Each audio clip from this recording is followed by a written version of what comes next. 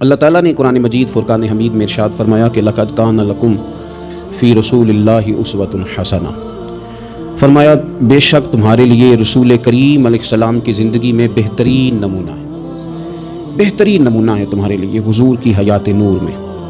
کچھ چیزیں ایسی ہوتی ہیں جو جہتوں کی، سمتوں کی، وقتوں کی پابند ہوتی ہیں، اور دنیا کے اندر کچھ چیزیں ایسی ہیں جو کسی جہت کی، کسی سمت کی، کسی وقت کی، کسی موسم کی پابند نہیں۔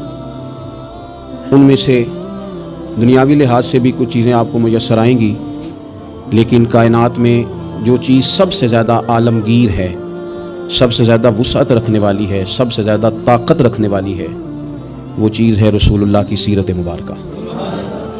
یہ کسی چیز کی پابند نہیں، حضور کی سیرت عالمگیر ہے، اتنی عالمگیر ہے کہ اس کے اندر دنیا بھر کے مسائل سمیٹے جا سکتے ہیں۔ حضور سید عالم صلی اللہ تعالیٰ علیہ وسلم نے ہمیں جو سیرت مبارکہ عطا کی ہے نا، وہ مکمل ہے، وہ جامع ہے، وہ عالمگیر ہے۔ وہ کسی ایک ہستی کے یا ایک بڑی شخصیت کے اقوال نہیں ہیں، بلکہ جو حضور کی سیرت مبارکہ ہے نا، وہ امام الانبیاء کی سیرت مبارکہ ہے۔ تمام انبیاء کرام کے جو کمالات ہیں اللہ تعالیٰ نے نبی کریم علیہ السلام کے اندر جمع فرما دیے۔ حضور کی سیرت اس کی جامع ہے، اور اس کی جامع کیفیت میں وہ سیرت ہمارے پاس پوری طرح محفوظ ہے۔ حضرت عیسیٰ علیہ السلام اللہ کے بڑے عزتوں، شانوں، بلندیوں والے پیغمبر ہیں، پر انہوں نے تو نکاح ہی نہیں فرمایا۔ تو جو آدمی چاہے گا کہ میں نے شادی کرنی ہے اور مجھے سیرت چاہیے، تو وہ کہاں سے لے گا؟ جناب عیسیٰ علیہ السلام نے تو نکاح نہیں فرمایا۔ حضرت عیسیٰ علیہ السلام کی حیات مبارکہ میں نرمی ہی نرمی ہے، درگزر ہی درگزر ہے۔ اور ایک حیات مبارکہ ہے حضرت موسیٰ کلیم اللہ کی، جس میں جلال ہی جلال ہے، جس میں جلال ہی جلال ہے۔ اس چیز کو بھی بعض لوگ سمجھنا چاہیے کہ ہر جہت کی خوبصورتی کی، ہر پھول کی اپنی اپنی خوشبو ہوتی ہے، اور سارے پھول ملیں تو پھر گلدستہ بنتا ہے۔ تو اس لیے حضرت موسیٰ علیہ السلام کی حیات مبارکہ میں جلال ہی جلال ہے، لیکن رسول کریم صلی اللہ علیہ وسلم کی حیات نور آپ دیکھیں گے تو حضور نے تلوار اٹھائی میدان میں، حالات کچھ اور طرح کے تھے، تو جناب ابو سفیان رضی اللہ تعالیٰ عنہ کہتے ہیں میں نے کہا حضور تھوڑا سا پیچھے ہٹا جائے، معاملات کو دیکھا جائے۔ فرمایا نہیں بھائی، میں نبی ہوں، بات یہ بھی سچی ہے، اور میں عبد المطلب کا پوتا ہوں، بات یہ بھی سچی ہے۔ اب پیچھے نہیں ہٹنا، اب آگے چلنا۔ ایک معاملہ یہاں ہے، اور ایک معاملہ مقام حدیبیہ پہ ہے۔ حضور نے خود فرمایا کہ ہم عمرہ کے لیے جا رہے ہیں، لیکن جب وہاں حالات کا رخ کچھ اور دیکھا، اور حضرت عمر جیسے لوگ کھڑے ہو کے کہہ رہے تھے کہ یا رسول اللہ ہم کیوں دعوت کی صلح کریں، آپ بھی سچے، قرآن بھی سچا، اسلام بھی سچا، تو نبی کریم علیہ السلام نے فرمایا عمر میں اللہ کا رسول ہوں، میں مرضی سے نہیں بولتا، میں وہی کہتا ہوں جس کا میرا رب مجھے حکم ارشاد فرماتا ہے۔ تم اس کو دبی ہوئی صلح نہ سمجھو، تم اسے فتح مبین ہی سمجھو۔ تو پھر وہ فتح مبین کی صورت میں سامنے آئی وہ چیز، اور وہی صلح حدیبیہ جس پر بہت سارے لوگ کلام کر رہے تھے، وہی فتح مکہ کا سبب بن گئی، وہی دروازہ کھلا بعد میں فتح مکہ کا۔ تو نبی پاک علیہ السلام کی سیرت میں آپ کو ہر چیز میسر آئے گی، لیکن کچھ چیزیں زیادہ نمایاں ہیں، ان میں آپ کو زیادہ وضاحت اور زیادہ دلالت میسر آتی ہے۔ ان میں سے آپ دیکھیں حضور علیہ السلام مالک و مختار ہیں اللہ کے خزانوں کے باذن اللہ تعالی، حضور سید الانبیاء ہیں، سید الرسل ہیں، اللہ نے اپنے محبوب کو غیب کے خزانوں کی کنجیاں دی ہیں، سرور کائنات امام الانبیاء ہیں۔ حضور علیہ السلام کو اللہ تبارک و تعالیٰ نے بے پناہ عظمتیں دیں، صبح قیامت لواء الحمد کا جھنڈا اللہ دے گا۔ لیکن میرے بھائی، سب سے پہلے بلا حضور کی کون سی صفت دنیا کے سامنے آئی؟ سب سے پہلے جس نام سے لوگوں نے نبی پاک کو جانا وہ کہ حضور کا صادق اور امین ہونا، کہ حضور سچے بڑے ہیں۔ نبی پاک صلی اللہ علیہ وسلم، ان کی زبان نور سے کبھی کوئی کلمہ ایسا جو خلاف واقعہ ہو نکلا، حضور سچے ہیں، حضور سچے ہیں، نبی پاک نے جو کہہ دیا سو کہہ دیا، حضور اپنے وعدوں کے پکے ہیں، رسول پاک بات کے یہ سب سے پہلے صادق اور امین ہونا نبی پاک کا۔ میرے نبی پاک صلی اللہ تعالیٰ علیہ وآلہ وسلم کی صداقت کا، حضور علیہ السلام کی زبان کی صفائی کا یہ عالم تھا کہ جب مسلمان نجاشی بادشاہ کے پاس پہنچ گئے، پہلی ہجرت جو ہجرت حبشہ کے نام سے موسوم ہے وہ ہجرت ہوئی۔ حضور سید عالم صلی اللہ علیہ وسلم کے غلام وہاں پہنچے تو انہوں نے وہاں شکایات بھیجی، اور جب شکایات وہاں پہنچ گئیں تو نجاشی جو تھا وہ کہتا میں جذباتی فیصلے نہیں کرتا، میں ایسے ہی تم آ گئے ہو، تم نے شکایت کر دیا ہے کہ مسلمانوں میں فتنہ فساد معاذ اللہ پھیلا کے تمہارے پاس آ گئے، میں پہلے تحقیق کروں گا بات کیا۔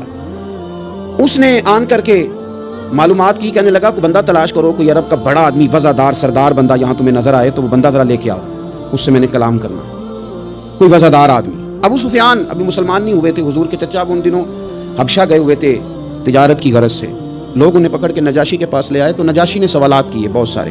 دو چیزیں ہوتی ہیں، ایک بندہ جب کسی کی حمایت میں ہوتا ہے تو پھر بھی سوچ سمجھ سے آری ہوتا ہے، کیوں اس لیے کہ نبی پاک صلی اللہ علیہ وسلم نے فرمایا محبت آدمی کو اندھا بہرا گونگا کر دیتی ہے، اس وقت بھی وہ عاری ہوتا ہے، اور جب کسی کی مخالفت میں ہوتا ہے تو اس وقت بھی سوچ سمجھ سے عاری ہوتا ہے، اس وقت بھی اسے صحیح بات بھی غلط محسوس ہو رہی ہوتی ہے۔ اب یہ مخالفت میں تھے تو کہتے ہیں حضور سید عالم علیہ السلام کے بارے میں جب سوالات پوچھے گئے، سوالات کیے گئے، اور ابو سفیان کہتے ہیں میں چونکہ مخالف تھا تو میں نے اسی انداز میں ایک کہانی رٹی رٹائی انہوں نے یاد کی ہوئی تھی۔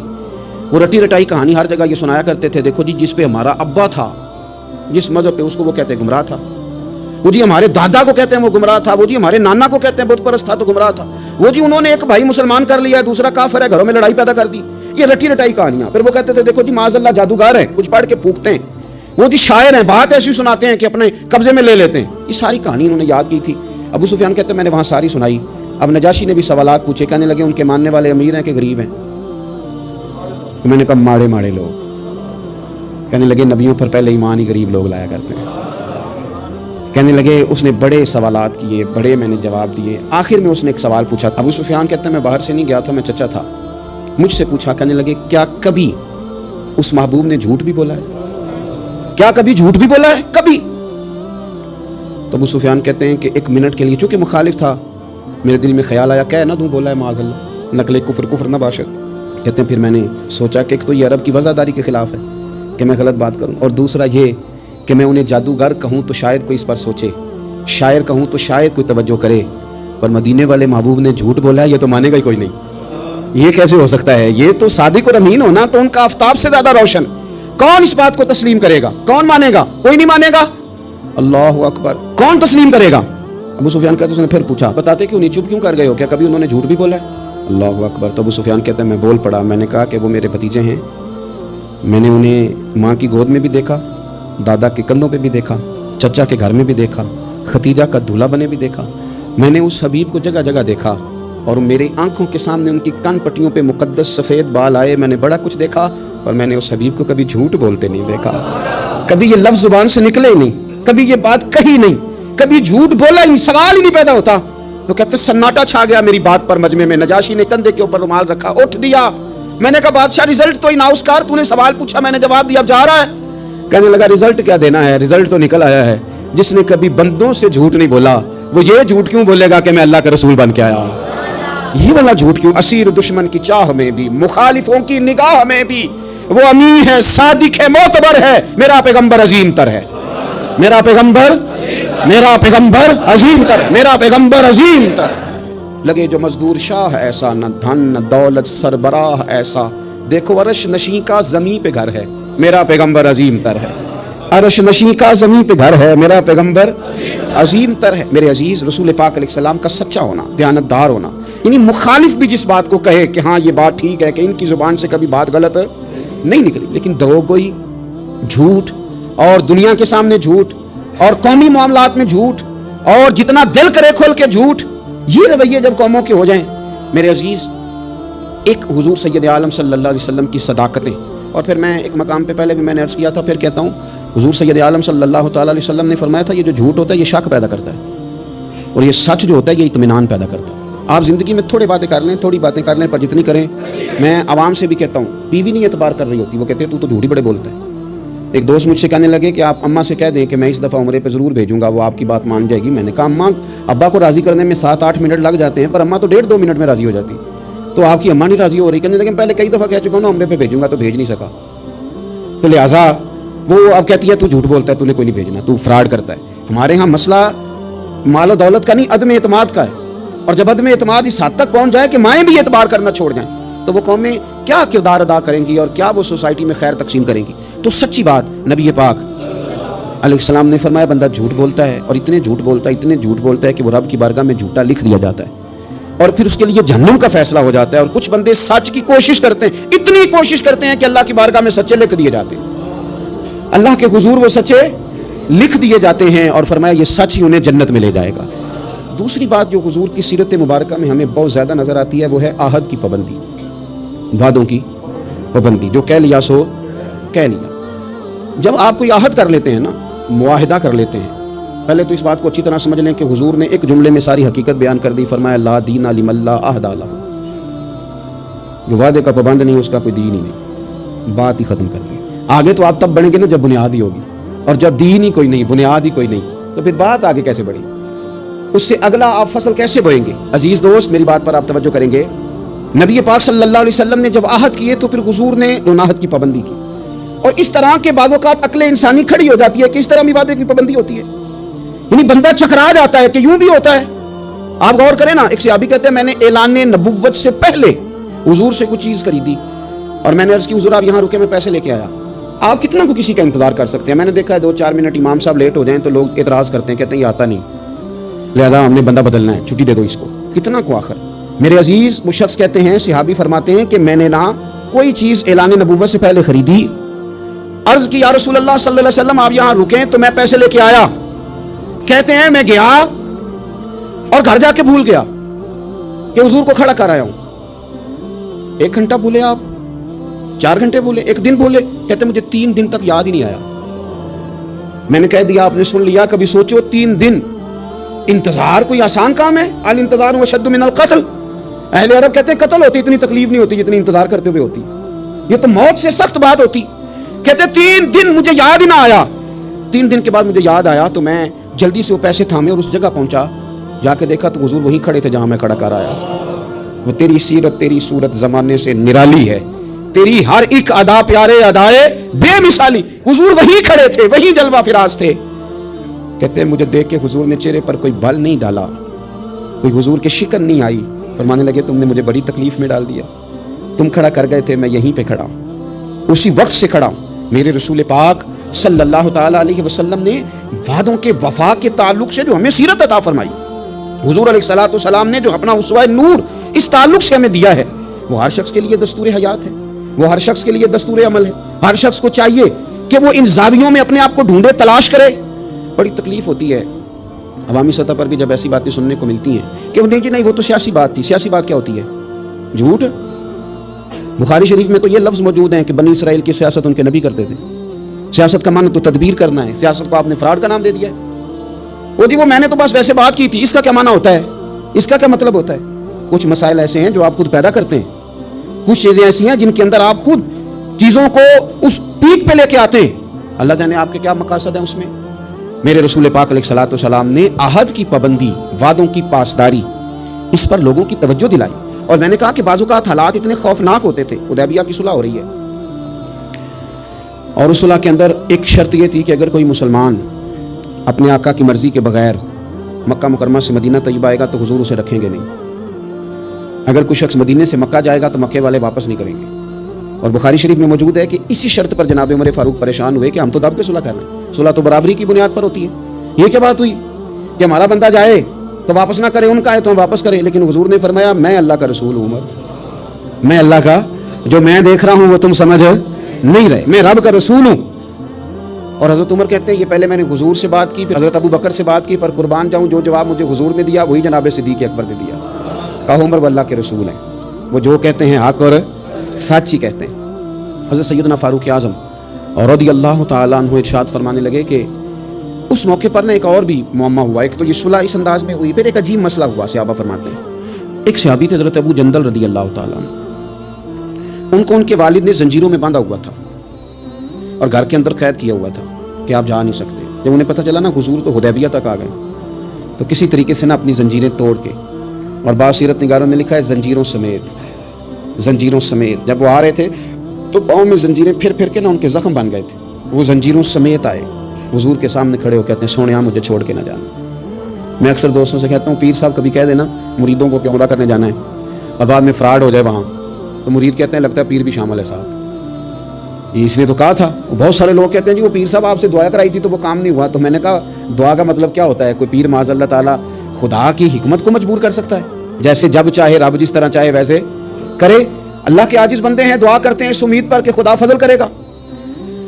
تو اب بڑی جلدی لوگ ڈگمگا جاتے ہیں کہ فلاں جگہ ایسا ہو گیا۔ حضور سید عالم صلی اللہ علیہ وسلم کی بارگاہ میں عرض کیا یا رسول اللہ صلی اللہ علیہ وسلم، حضور مجھے چھوڑ کے نہ جائیے گا، بڑا مارتا ہے میرا باپ۔ آپ ذرا کیفیت دیکھیں، حضور نے وعدہ کر لیا ہے کہ ہم لے کے نہیں جائیں گے، وہ آ گئے رو رہے ہیں، یا رسول اللہ چھوڑ کے نہ جائیے گا۔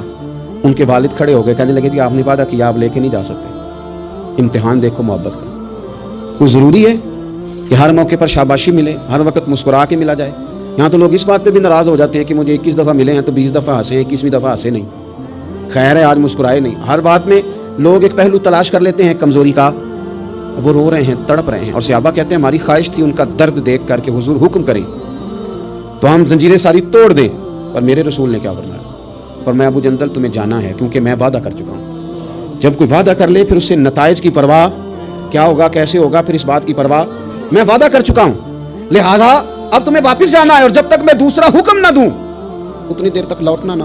ان کے آنسو پونچھے گئے, وہ واپس گئے. کیا کہا تھا درویش نے؟ ایک باری میری آنکھیاں چوں اونا نے اتھرو پونجے سن, ہن تے چسکا پی گیا رونے دا, ہن تے مینوں چسکا ہی پی گیا رونے دا, تے ہر ویلے آہو زاری دا. نبی پاک علیہ السلام نے واپس بھیج دیا. یہ وقتی طور پر کرب کا مسئلہ تھا, تکلیف کا تھا, لیکن اپنے وعدے کی پاسداری, اپنے وعدے اور معاہدے کی پابندی. کوئی بھی آپ کمٹمنٹ کریں, کسی کے ساتھ بھی کریں, کسی بھی لحاظ سے کریں, اور جو لوگ اپنے حساب سے بڑے بنتے ہوں, سربراہان کہلاتے ہوں, ان کے لیے تو زیادہ ضروری نہیں ہو جاتا کہ اگر وہ کوئی کال قرار کرتے ہیں, کوئی بات کرتے ہیں, تو پھر اس کا انہیں پابند بھی ہونا چاہیے. تو چیزوں کو اگر حضور کی سیرت نور کی روشنی میں دیکھا جائے تو میرے نبی پاک علیہ السلام نے پھر وعدے کی پابندی کو امت کو دستور بنا کے دیا. حضرت حذیفہ بن یمان, حضرت ابو حسین رضی اللہ تعالیٰ عنہ, یہ دو لوگ کہتے ہیں کہ بدر کی جنگ میں نا ہم حضور کے ساتھ لڑنے کے لیے گھر سے نکلے. رستے میں ابو جہل نے اور کچھ اور لوگوں نے ہمیں روک لیا. کہاں جا رہے ہیں؟ ہم نے کہا حضور کی زیارت کے لیے. انہوں نے کہا نہیں, تم جنگ کرنے جا رہے ہو, لڑائی کرنے جا رہے ہو, تم لڑو گے. ہم نے وہاں وعدہ کر لیا کہ ہم نہ صرف زیارت کریں گے, ہم لڑیں گے نہیں, وعدہ کر لیا. جب ہم حضور کی بارگاہ میں پہنچے نا تو عرض کی یا رسول اللہ صلی اللہ تعالیٰ علیہ وسلم, حضور ہم وہاں وعدہ کر رہے ہیں کہ لڑیں گے نہیں, ورنہ وہ آنے نہیں دیتے تھے, ہمیں گرفتار کر لیا تھا انہوں نے. وعدہ کر رہے ہیں کہ لڑیں گے نہیں. تو یا رسول اللہ صلی اللہ تعالیٰ علیہ وسلم ہمارے لیے حکم کیا؟ یہ بدر کی لڑائی تھی جس میں ایک ایک آدمی کی ضرورت تھی. 1000 کا مقابلہ 313 کے ساتھ ہے, ایک ایک فرد کی, ایک ایک شخص کی ضرورت ہے. تو یا رسول اللہ وعدہ کر رہے ہیں کہ لڑیں گے نہیں, تو حکم کیا ہے؟ تو نبی پاک صلی اللہ تعالی وسلم نے فرمایا چونکہ تم نے وعدہ کیا نہیں لڑو گے تو تم ادھر بیٹھ جاؤ. یا رسول اللہ ایک ایک بندے کی ضرورت ہے. فرمایا نہیں, ہمیں رب کی مدد کی ضرورت ہے, اللہ کی نصرت کی ضرورت ہے. وعدہ کر لیا ہے, لہذا وعدے پر قائم رہیں گے. ایک بات اور سیرت کے عنوان پر آپ کی خدمت میں عرض کرنی ہے, اس پر بھی ضرور توجہ کرنی ہے ہم لوگوں کو, اور خوب ہمیں اس بات کی طرف بھی اپنے معاملات کو لے کر کے جانا ہے. میرے عزیز دوست, میرے عزیز بھائی, ہم ہیں رسول کریم کے ماننے والے. مجھے ایک بات بتلائیے کہ حضور کی سیرت, حضور کی سنت, حضور کے ماننے والے اپنائیں گے یا کوئی اور آ کے اپنائے گا؟ ایک شخص نے دعویٰ کیا کہ یا رسول اللہ میں آپ کا غلام ہوں, تو اب سیرت پر عمل اسی نے کرنا تھا کہ کسی اور نے باہر سے آ کے کرنا تھا؟ ہم اس طرح کر رہے ہیں کہ ہم نا سیرت نبوی سے, میں بہت سارے دوستوں سے جب کہتا ہوں نا آپ داڑھی شریف حضور کا طریقہ مبارکہ اس کو اپنائیں, تو وہ کئی قسم کے بہانے کرتے ہیں. بعض دوست یہ کہتے ہیں کہ میں ابھی نیک نہیں ہوں. تو میں کہتا ہوں اس دنیا میں کون بندہ ہے جس نے یہ دعویٰ کر لیا ہے کہ میں اب اتنا نیک ہوں کہ کبھی گناہ نہیں کروں؟ کوئی ہے ایسا انبیاء کے بعد, فرشتوں کے بعد کوئی معصوم ہے امت میں؟ تو انسان کے ساتھ چیزیں رہیں گی, پر آپ آغاز تو کریں سنت شریعت سے, آپ شروع تو کریں. ہم نے کس دن سنت شریعت کا سفر کرنا؟ نبی پاک صلی اللہ علیہ وسلم کے ہر فعل میں حکمت, حضور کی ہر بات میں حکمت. کیا ایک چھوٹی سی بات ہے مسواک, کوئی بڑی بات ہے؟ لیکن کتنا بڑا دور آ گیا, کتنے لوگ تبدیل ہو گئے اور کتنی چیزیں آئیں اور کتنے سال بیت گئے, لیکن اس ایک حضور کی ادا کی اہمیت ختم ہے.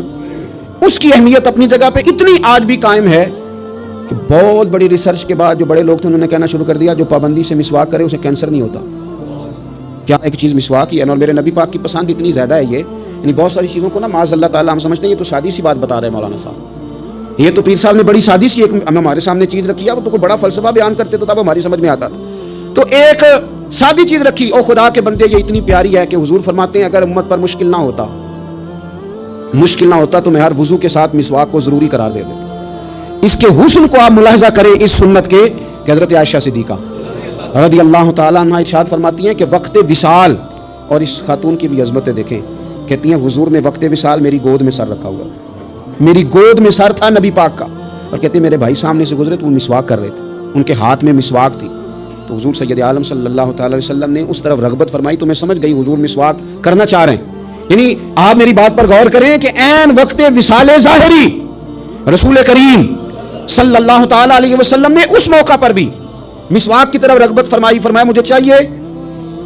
میرے نبی پاک صلی اللہ علیہ وسلم کی پیاری زوجہ کہتی ہیں کریم محبوب کو میں نے مسواک پکڑی ان سے, اور پھر میں نے اپنے دانتوں سے چبائی اور اس کو نرم کر کے حضور کی بارگاہ عالی مرتبت میں پیش کیا. او میرے عزیز بھائیوں, اگر سنت کا وہ ذوق ہماری طبیعت میں پیدا ہو جائے, وہ شوق, ہمارے استاد صاحب فرمایا کرتے تھے یہ کیا بات ہوئی کہ ہمیں بتانا پڑے ہمارا کون سا مذہب ہے, یہ کیا بات ہوئی ہمیں بتانا پڑے کہ ہم آج کے رسول ہیں. یہ کیا بات ہوئی ہمیں بتانا پڑے کہ فلاں شیخ کے ماننے والے ہیں؟ ہماری ادائیں کیوں نہیں بتاتی کہ ہم رسول پاک کے غلام ہیں؟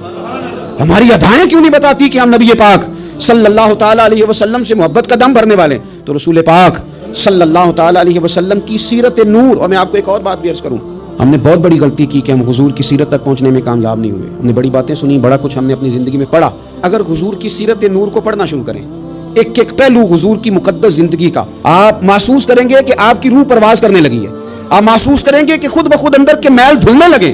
آپ نہ پڑھتے پڑھتے ہی محسوس کریں گے کہ کساوتیں ختم ہو رہی ہیں، عداوتیں ختم ہو رہی ہیں. میرے دل کے اندر جو میل کچیل نفس کی شرارت کا تھا وہ دھل رہا ہے. رسول پاک کے جتنا کوئی قریب جاتا ہے اتنا وہ رب کے قریب ہو جاتا ہے، اتنا وہ اللہ کے قریب ہو جاتا ہے. آپ سیرت مبارکہ سے فیوز و برکات لیں، اپنے گھروں میں حضور کی سیرت نور کا پیغام لائیں. اور یہ جو 2-3 گزارشات میں نے آپ کی خدمت میں شروع میں عرض کی ہیں، ان پر توجہ کریں. ہمیں کچھ پہلو ایسے ہیں زندگی میں جن کو ہمیں پوری طرح سمجھ جانا چاہیے. اور کسی بھی فورم پر اللہ ہمیں موقع دے، وہ کوئی بھی فورم ہو، تو احقاق